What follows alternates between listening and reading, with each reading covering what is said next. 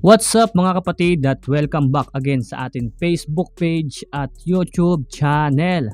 So for today's video mga kapatid, tayo ay mag-share lang ng ating experience sa loob ng isang linggo, sa loob ng ating pagtatrabaho, no? So gusto ko lang mag-thank you kay Lord dahil iningatan niya ako sa loob ng 1 week na aking pagtatrabaho, no? So ngayon, medyo maulan na naman ang ating panahon mga kapatid. At alam niyo naman yung nangyari, 'di ba? After ng bagyo, no? So grabe yung Metro Manila at ibang mga lugar sa Pilipinas. Binaha talaga ng sobra.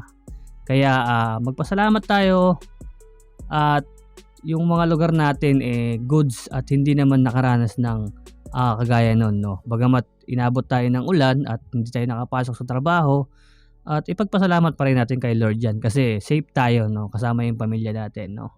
So gusto ko lang i-share yung mga blessing na pinagkaloob sa akin ng Panginoon sa loob ng isang linggo, no? Lalong-lalo na yung kalakasan natin, no? Physically at mentally. Isa yan sa dapat ipagpasalamat natin sa araw-araw. Sapagkat binibigyan tayo ng Panginoon ng lakas upang gawin yung mga bagay na ginagawa natin para mai-provide natin yung mga pangangailangan natin bilang isang tao, no? But yung spiritual life, iba yun. Ano yun? Para yun sa pagpupuri sa Panginoon o pagkilala sa Panginoon.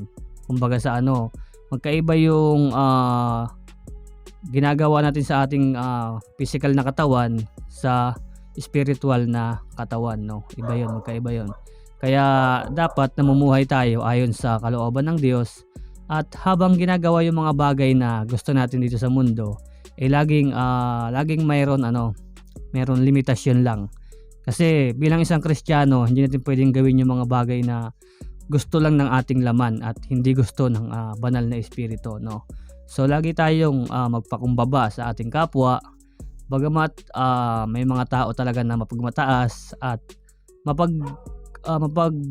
mapagmataas sa kanilang mga sarili, at parang ikiniklaim nila na parang wala silang kamatayan, wala silang kinakatakutan. But lahat naman tayo, kasi tao lang tayo, no? Kahit anong dami ng pera natin, lahat ng meron tayo, no? Darating yung araw na iiwan natin yan. Magulang, kapatid, asawa at anak, iiwan natin lahat yan dito sa mundo. Dahil itong mundo na to ay temporal lang, no? But yung eternal, sa kabilang buhay, yon doon walang hanggan, no? Pwede mapunta ka sa buhay na walang hanggan, pagpupuri sa Diyos, o pwede ka rin mabuhay sa walang hanggan na puro kaparusahan ang tatamuhin mo. Yun yung magiging buhay natin after dito sa lupa, no? Pagkatapos natin mamatay bilang isang tao, doon dalawa lang yung way. Kaya dito sa lupa, dalawa lang yung papasukan natin, makipot na daan papunta sa buhay, at maluwag na daan papunta sa kapahamakan, no? Two choice lang. Yan lang yung choice na pagpipilian natin bilang tao. Kaya hanggat nasa lupa pa tayo, hanggat humihinga pa, ibig sabihin nun, may pagkakataon pa tayo na itama lahat ng mga pagkakamali natin. But nakakatakot dahil hindi natin hawak ang ating mga buhay. Malay mo bukas, o bukas makalawa, o kaya mamayang gabi, no? Pagtulog mo, hindi ka na magising. Dahil hindi natin hawak ang ating mga buhay, hindi natin kontrolado yan, At the end of the day, no, talagang lilisan tayo sa mundong ito.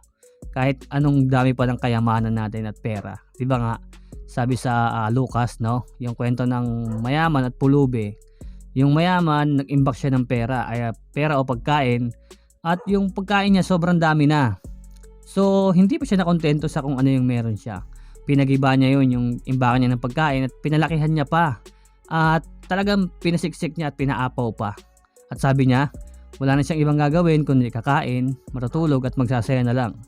But end of the day, sinabi sa kanya ng Panginoon, hangal, sapagkat ngayong gabi rin, kukunin ko ang iyong buhay. So yung lahat ng inimbak at inipon niya, useless, dahil hindi niya na mapapakinabangan yun. Ang may kinabang nun, yung maiiwan niya na. But pagdating sa kabilang buhay, ano nangyari sa kanya? Yung pulubi na halos mga butil-butil na lang sa lupa yung kinakain niya, kinuha siya, nilagay siya sa piling ni Amang Abraham. At yung mayaman, nilagay doon sa walang hanggang kaparusahan. Ultimo tubig, hindi siya makainom. Kumbaga ano yun, parang pamantayan natin sa lupa yun na lahat tayo mamamatay, mayaman o mahirap ay haharap sa judgment. But nakadepende yun sa ating ginagawa dito sa lupa. Kung tayo ay nagpapakasasa sa kayamanan at hindi natin iniisip na may Diyos at namumuhay lang tayo ay sa kagustuhan lang natin. Pagdating ng judgment, no, pag tayo ay namatay na bilang isang tao, dalawa lang ang patutunguhan natin. Buhay na walang hanggan sa piling ng Diyos o buhay na walang hanggan sa walang hanggang kaparusahan. Yan lang yung pagpipilian natin dalawa. Ay hindi, wala tayong pagpipilian dyan. Dito sa lupa kasi mapagpipilian na natin yan hanggat buhay pa tayo. Pero pagkapatay nga tayo, yan na lang, judgment na agad. Kasi pag sabi sa salita ng Diyos pag namatay ang tao, judgment na agad. Wala nang purgatorio, wala nang kung ano-ano pa na ipagdadasal ka para punta ka sa langit, wala nang ganun. Judgment na agad, hatol na agad yon. Dalawa na yung pagpipilian, dalawa lang yung pupuntahan mo, impyerno or langit. Yan lang. So yan lang mga kapatid, maraming salamat sa lahat ng mga nanonood sa aking video, no. Bagamat hindi tayo makapag-share ng maayos ng salita ng Diyos dahil busy rin tayo sa trabaho at hindi tayo makapag-focus sa pag-aaral talaga ng salita ng Diyos. But tinatry natin at binibigyan natin ng oras, no. Kasi ito yung kailangan natin bilang isang Kristiyano, yung mag-aral ng salita ng Diyos hanggang bawian tayo ng buhay. Yan yung buhay ng isang Kristiyano.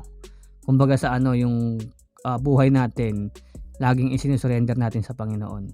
So yun lang mga kapatid, God bless.